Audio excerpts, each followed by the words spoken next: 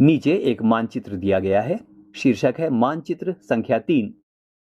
मिस्र के शिहाबुद्दीन उमरी द्वारा रचित मसालिक अल अबसर फी ममालिक अल अमसर के अनुसार मोहम्मद तुगलक के राज्यकाल में दिल्ली सल्तनत के अंतर्गत आने वाले प्रांत और इन प्रांतों का वर्णन है। क्रमशः हम संख्या के अनुसार चलेंगे। 1 सिविस्तान, 2 उच्छ, 3 मुल्तान, 4 कलानौर, 5 लाहौर, 6 समाना, 7 सरस्वती, 8 कुहराम, 9 हांसी, 10 दिल्ली, 11 बदायूं, 12 कन्नौज, 13 कड़ा, 14 अवध, 15 बिहार, 16 लखनौती, 17 जाजनगर, 18 मालवा, 19 गुजरात, 20 देवगिरी, 21 तेलंगाना, 22 तैलंग, 23 द्वार समुद्र और 24 मवार। क्षेत्र और साम्राज्य। चोल, जिसका वर्णन हमें अध्याय 2 में मिलता है। तुगलक अध्याय 3 या मुगल अध्याय 4 जैसे बड़े बड़े राज्यों के अंतर्गत कई सारे क्षेत्र आ जाते थे। दिल्ली के सुल्तान गयासुद्दीन बलबन, जिसका काल 1266 से 1287 तक था, की प्रशंसा में एक संस्कृत प्रशस्ति के उदाहरण के लिए अध्याय 2 देखिए। एक प्रशस्ति में उसे एक विशाल साम्राज्य का शासक बताया गया है, जो पूर्व में बंगाल यानी गौड़ से लेकर पश्चिम में अफगानिस्तान के गजनी यानी गज्जन तक फैला हुआ था और जिसमें संपूर्ण दक्षिण भारत यानी द्रविड़ भी आ जाता था।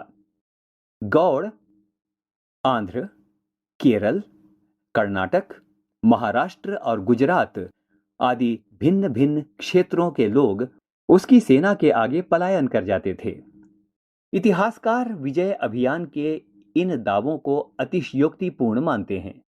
साथ ही वे यह समझने की कोशिश में भी लगे रहते हैं कि शासक लोग इस उपमहाद्वीप के भिन्न भिन्न भागों पर अपने अधिकार का उल्लेख क्यों करते रहते हैं। सन 1318 में कवि अमीर खुसरो ने इस बात पर गौर किया था कि इस देश के हर क्षेत्र की एक अलग भाषा है।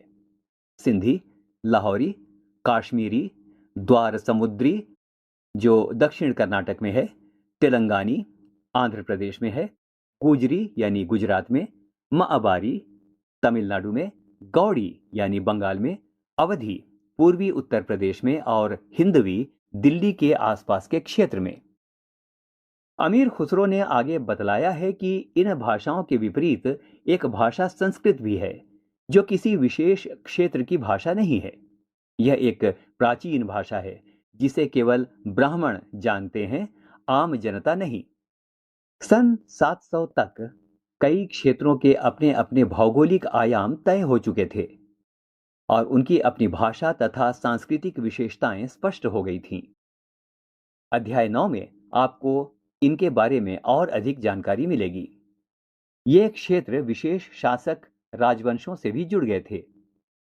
इन राज्यों के बीच काफी टकराहटें चलती रहती थीं। कभी कभी चोल, खलजी, तुगलक और मुगल जैसे राजवंश अनेक क्षेत्रों में फैला एक विशाल साम्राज्य भी खड़ा कर लेते थे। ये सभी साम्राज्य समान रूप से स्थिर या सफल नहीं हो पाते थे। उदाहरण के लिए अध्याय 3 और अध्याय 4 की तालिका 1 की तुलना कीजिए। खलजी और मुगल वंश के शासक कितनी कितनी अवधि तक चले। 18वीं सदी में मुगल वंश पतन के ढलान पर था। फलस्वरूप क्षेत्रीय राज्य फिर से उभरने लगे। इसका वृतांत हमें अध्याय 10 में मिलता है। लेकिन वर्षों से जो सर्व क्षेत्रीय साम्राज्यों का शासन चल रहा था, उससे क्षेत्रों की प्रकृति बदल गई थी। उन पर कई छोटे बड़े राज्यों का शासन चलता रहा था और उन राज्यों की बहुत सी बातें इस उपमहाद्वीप के अधिकतर भाग पर फैले इन क्षेत्रों को विरासत में मिली थीं। इस तथ्य का पता हमें उन कई परंपराओं से लगता है जो इन क्षेत्रों में उभरी थीं। इन परंपराओं में कुछ एक दूसरी से भिन्न और कुछ एक समान हैं। ऐसी परंपराएं हमें प्रशासन, अर्थव्यवस्था के प्रबंधन, उच्च संस्कृति तथा भाषा के संदर्भ में मिलती हैं। सन 700 से लेकर 1750 के बीच के हजार वर्षों में इन विभिन्न क्षेत्रों की प्रकृति एक दूसरे से कटकर अलग अलग नहीं पनपी थी। हालांकि उनके चरित्र की अपनी विशिष्टताएं बनी रही थीं, मगर समन्वय की सर्वक्षेत्रीय ताकतों का प्रभाव भी उन पर पड़ा था। पुराने और नए धर्म। इतिहास के जिन हजार वर्षों की पड़ताल हम कर रहे हैं, इनके दौरान धार्मिक परंपराओं में कई बड़े परिवर्तन आए। दैविक तत्व में लोगों की आस्था कभी कभी बिल्कुल ही वैयक्तिक स्तर पर होती थी, मगर आमतौर पर इस आस्था का स्वरूप सामूहिक होता था।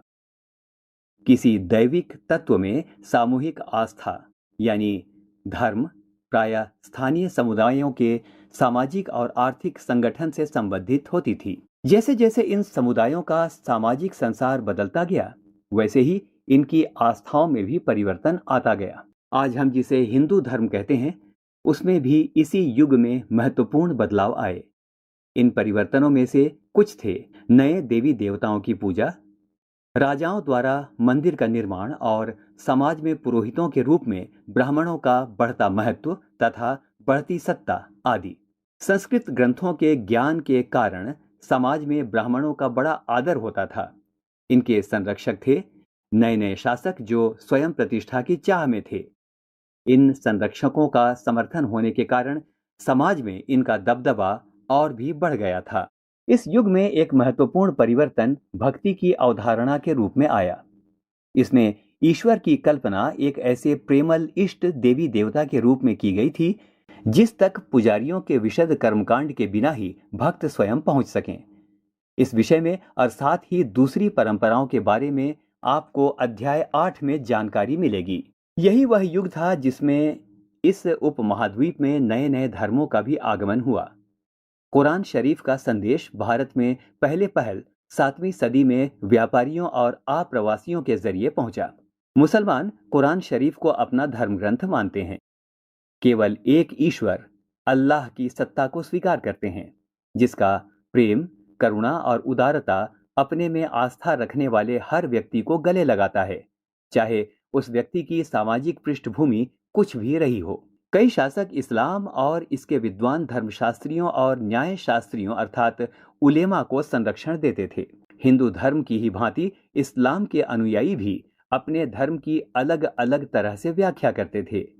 मुसलमानों में कुछ शिया थे जो पैगंबर साहब के दामाद अली को मुसलमानों का विधि सम्मत नेता मानते थे, और कुछ सुन्नी थे जो खलीफाओं के प्रभुत्व को स्वीकार करते थे। इस्लाम के आरंभिक दौर में इस धर्म का नेतृत्व करने वाले खलीफा कहलाते थे और आगे भी इनकी परंपरा चलती रही। इस्लामी न्याय सिद्धांत, विशेषकर भारत में हनफी और शफी ऐसे सिद्धांत हैं कि विभिन्न परंपराओं में भी कई महत्वपूर्ण अंतर रहे हैं। ऐसे ही धर्म सिद्धांतों तथा रहस्यवादी विचारों को लेकर विभिन्नताएं देखने को मिलती हैं। समय और इतिहास के काल खंडों पर विचार। इतिहासकार समय को केवल घड़ी या कैलेंडर की तरह नहीं देखते, यानी कि केवल घंटों, दिन या वर्षों के बीतने के रूप में ही नहीं देखते हैं। उनका नजरिया यह है कि समय सामाजिक और आर्थिक संगठन में आने वाले परिवर्तनों को झलकाता है। यह दिखलाता है कि विचारों और विश्वासों में कितना स्थायित्व रहा है और कितना परिवर्तन आया है। यदि अतीत को समान विशेषता रखने वाले कुछ बड़े बड़े हिस्सों, युगों या कालों में बांट दिया जाए तो समय का अध्ययन कुछ आसान हो जाता है। 19वीं सदी के मध्य में अंग्रेज इतिहासकारों ने भारत के इतिहास को 3 युगों में बांटा था: हिंदू, मुस्लिम और ब्रिटिश। यह विभाजन इस विचार पर आधारित था कि शासकों का धर्म ही एकमात्र महत्वपूर्ण ऐतिहासिक परिवर्तन होता है और अर्थव्यवस्था, समाज और संस्कृति में कोई और भी महत्वपूर्ण बदलाव नहीं आता। इस दृष्टिकोण में इस उपमहाद्वीप की अपार विविधता की भी उपेक्षा हो जाती थी। इस काल विभाजन को आज बहुत कम इतिहासकार ही स्वीकार करते हैं। अधिकतर इतिहासकार आर्थिक तथा सामाजिक कारकों के आधार पर ही अतीत के विभिन्न कालखंडों की विशेषताएं तय करते हैं।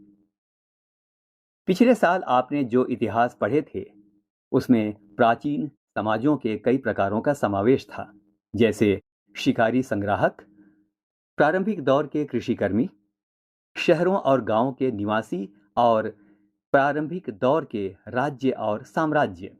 इस साल आप जो इतिहास पढ़ेंगे उसे प्रायः मध्यकालीन इतिहास कहा जाता है। इसमें आपको कृषक समाजों के विस्तार, क्षेत्रीय और साम्राज्यिक राज्यों के उदय, कभी-कभी तो ग्रामवासियों और वनवासियों की कीमत पर प्रधान धर्मों के रूप में हिंदू धर्म, इस्लाम धर्म के विकास और यूरोप से व्यापारी कंपनियों के आगमन के बारे में और विस्तार में जानकारी मिलेगी। भारत के इतिहास के ये 1000 साल अनेक बदलावों के साक्षी रहे हैं। आखिर 16वीं और 18वीं शताब्दियां 8वीं या 11वीं शताब्दियों से काफी भिन्न थीं। इसलिए इस सारे काल को एक ऐतिहासिक इकाई के रूप में देखना समस्याओं से खाली नहीं है। फिर मध्यकाल की तुलना प्रायः आधुनिक काल से की जाती है। आधुनिकता के साथ भौतिक उन्नति और बौद्धिक प्रगति का भाव जुड़ा हुआ है। इससे आशय यह निकलता है कि मध्यकाल रूढ़िवादी था और उस दौरान कोई परिवर्तन हुआ ही नहीं। लेकिन हम जानते हैं कि ऐसा नहीं था। इन 1000 वर्षों के दौरान इस उपमहाद्वीप के समाजों में प्रायः परिवर्तन आते रहे और कई क्षेत्रों की अर्थव्यवस्था तो इतनी समृद्ध हो गई कि उसने यूरोप की व्यापारी कंपनियों को भी आकर्षित करना आरंभ कर दिया।